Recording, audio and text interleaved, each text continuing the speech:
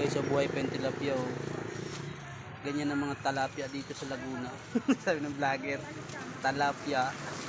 Nalala ko yung fish pan yun.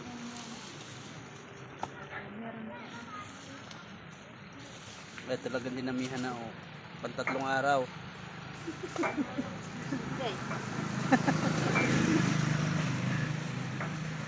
Oh, sariwa pa. Bagong huli. Pwede pa panlagay sa aquarium yan. O yun oh. Ayun pa ba ito? Ayun na, pirito natin. Talapia lang yan. Dalawa na yan. Ayan, ilang kilo kaya yun? Magkano yan? Kalahati. 2 kalahati. May pasobra pa. May sandaan na lang po. Abed na lang. Sandaan na. Bahala kasi sila. Tapos na ang ulan.